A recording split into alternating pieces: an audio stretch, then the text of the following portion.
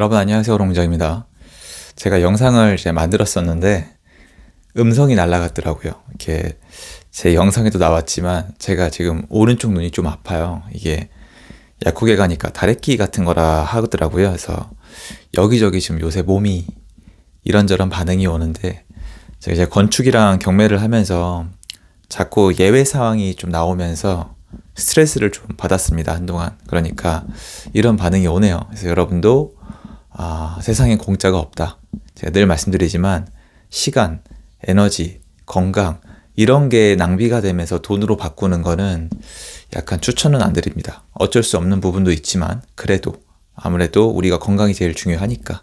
근데 스트레스가 결국 건강이잖아요. 그래서 이런 것까지 좀 챙기시는 여러분이 됐으면 좋겠습니다.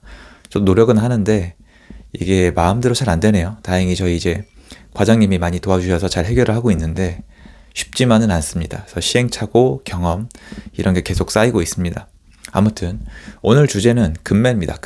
금매에 대해서 말씀을 드리고 싶어서 영상을 켰어요.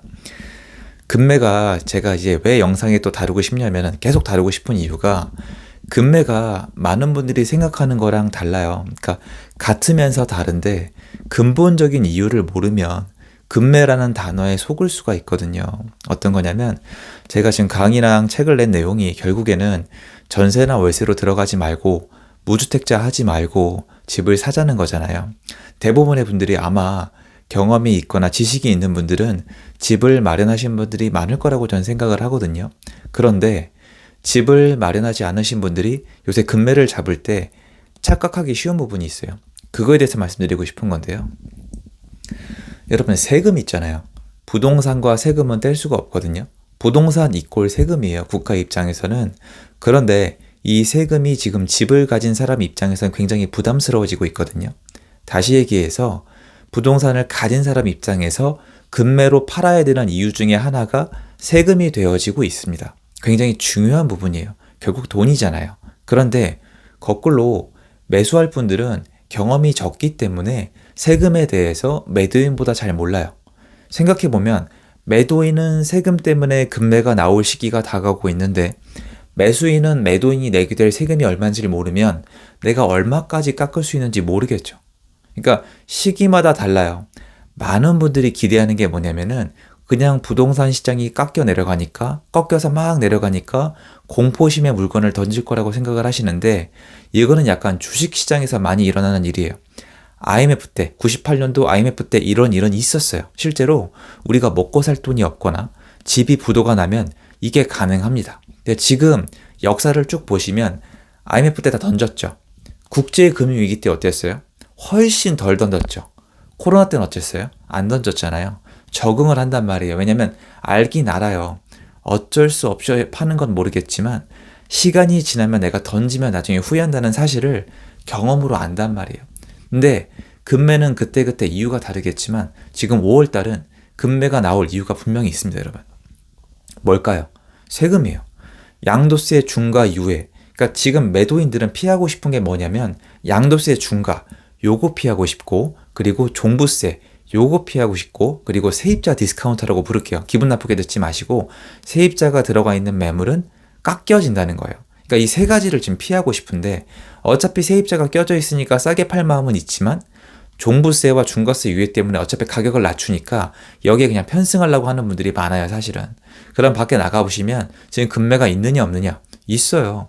다들 지금 뭐 인수위, 대선 끝난 다음에 뭐 다시 역전되고 올라간다고 하는데 말씀드렸잖아요. 아니라니까요. 분위기 안 그래요. 지금 뉴스랑 기사가 너무 다양한데 지금 금매들이 있어요. 그런데 여러분이 가서 이 매물을 잡으려면 매도인이 왜 급한지, 왜 팔라고 하는지, 이 금매가 어떤 성분을 가지고 있는지, 내가 얼마나 깎는 게 맞는지 알아야 되잖아요. 근데 매수하시는 분들은 매도인들의 세금을 모르기 때문에 일단은 얘가 세금 때문에 싸게 파는 게 맞는지 확인은 해야 되는 거예요. 자, 얘가 피하고 싶은 게 뭐라 그랬죠? 세 가지예요. 양도세 중과, 종부세, 세입자 디스카운트. 세 가지를 피하고 싶은데 5월달이죠. 5월달은 이 세 가지를 다 피할 수가 있어요. 특히 예를 들어 드리면 5월달에 경매로 낙찰받으면 되게 좋은 시기입니다. 왜 그렇죠? 경매를 좋아하는 분들은 이미 아시겠지만 5월달에 낙찰을 받으면 6월달에 잔금이니까 얘가 종부세를 피해가요. 5월달에는 급매물들이 나와 있기 때문에 낙찰 가격이 내려가는 단지나 매물이 분명히 나올 거거든요. 제 경험상 그렇게 나옵니다. 그러니까 분위기가 꺾이는 것 같으니까 단지의 급매가 늘어나고 있는데 경매 낙찰가가 올라갈까요? 내려가죠. 근데 그렇게 싸게 나오는 매물들은 세 가지 요소를 갖추고 있어요. 뭐죠? 양도세 중과, 종부세, 세입자 디스카운트예요. 그런데 제가 경매로 받으면 왜 제일 좋다고 하는지 말씀을 드릴게요. 양도세 중과 피하니까 싸게 파는 거 맞아요. 종부세 피하니까 싸게 파는 거 맞아요. 세입자 디스카운트는 원래 싸게 팔아야 되는 요인이니까 이렇게 껴넣는단 말이에요. 그런데 경매로 이 분위기에 편승해서 싸게 낙찰을 받으면은 세입자도 없어요. 명도하면 되니까 입주 가능하단 말이에요. 그럼 입주가 가능해질 매물을 싸게 살 수가 있어요. 이 세 가지를 다 가져가는 방법은 경매인 거예요. 그래서 여러분이 현장에 나가면 급매가 있으면 물어보셔야 돼요. 이게 왜 싼지. 그러면 세금 때문에 싸면은 이제 아셔야 되는 거예요. 이 매도인 얘가 양도세 중과 때문에 얼마나 아끼는지, 종부세를 피해서 얼마나 아끼는지를 알아야 돼요. 예를 들어서 이런 거예요. 얘가 아끼는 세금이 6천만 원이에요. 거기다 대놓고 8천을 깎아달라 그러면 안 먹혀요, 거의. 계속 여러분이 생각하시는 것처럼 왔다 갔다 얼마 깎아주세요. 싫어요. 왔다 갔다 하다가 되는 경우가 많지가 않고 한 번에 딱 때려야 돼요. 얼마면 살게요. 딱 팔고 싶은 마음이 들게 해야 되거든요. 실제로 해보면. 그러니까 처음부터 얘가 대략 얼마나 아끼는지 알아야 돼요. 근데 헷갈리시면 안 되는 게 급매란 단어만 붙은 이유로 무조건 싸게 사시면 안 되는 게 이런 것도 있어요. 입주가 가능한 매물의 가격이 있고 세입자가 껴져 있는 매물의 가격이 있는데 세입자가 껴져 있는 매물이란 이유로 그냥 싸게 사면 안 되는 거예요. 그러니까 세입자가 껴져 있으면 원래 싸야 되니까 세입자가 껴져 있으니까 싼 데다가 얘가 양도세 중과를 피하니까 더 싸야 되고 종부세를 피하니까 더 싸야 되는 거예요. 이런 식으로 지금 이 세 가지 요소를 가지고 깎아야 돼요. 이 세 가지가 다 적응이 되면 싼 거예요. 그럼 제일 싸야 되겠죠.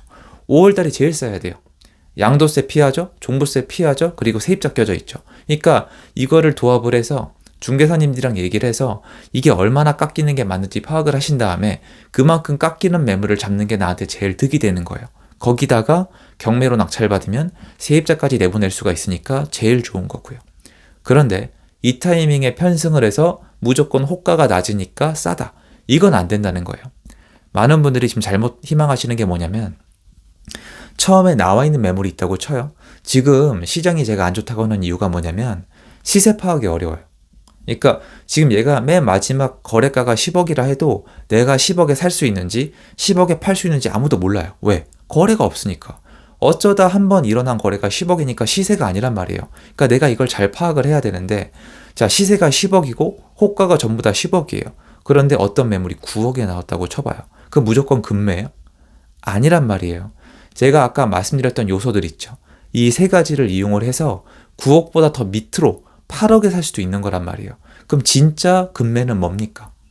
그렇죠. 내가 세 가지 요소를 활용을 해서 8억까지 깎을 수 있는 매물이 진짜 급매인 거고 9억은 호가만 낮은 거예요. 그런데 거래가 워낙 없기 때문에 9억이 진짜 싼 건지 아무도 몰라요. 중개사님들도 이렇게 얘기합니다.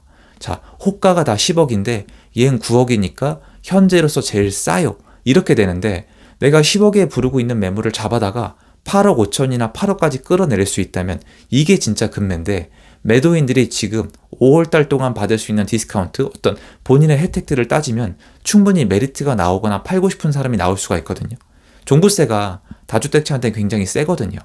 그러면 매수인들이 할 수 있는 제일 현명한 방법은 다니면서 호가가 제일 낮은 걸 찾는 게 아니라 이런 요소를 가진 매물을 찾아서 중개사님이랑 서로 잘 얘기를 해서 깎아 내려가는 거예요. 야, 너 다주택자지? 5월 달에 팔면 양도세 중과 유예되지? 또 종부세도 내가 내게 되지? 너 세입자 껴있지? 깎아줘. 이만큼 깎아줘. 너도 이만큼 아끼니까 깎아줘. 난 그래도 호가가 낮은데? 뭔 상관이야? 어차피 안 팔리고 있는데. 너 팔 자신 있어? 얼마에 줘? 그러면 살게. 아니면 나 싫어. 나 간다. 이러면 나오는 매물이 있어요. 지금 시중에 가보시면 호가가 아니라 그런 상황을 가지신 분들이 있어요. 이것도 싫으면 경매시장 가보세요. 그러면 5월달에 낙찰을 받으면 이 혜택을 다 받을 수가 있습니다. 지금 되게 웃긴 게 세금은 매도인의 영역인 게 맞는데 매수인분들이 이 세금을 잘 알면 더 좋은 매물을 잡을 수가 있는 것 같아요. 참고로 무조건 사실한 얘기가 아니고요. 아시겠지만 제 책이나 강의를 보시면 지금 내 집 마련, 전세나 월세가 아니라 내 집 마련하자는 취지에서 얘기한 거고, 그럴 마인드가 있는 분들은 5월달이 좋은 매물을 찾기 참 좋을 수가 있다란 그런 얘기를 하고 싶어서 영상을 찍는 거니까 오해는 안 하셔도 좋을 것 같습니다.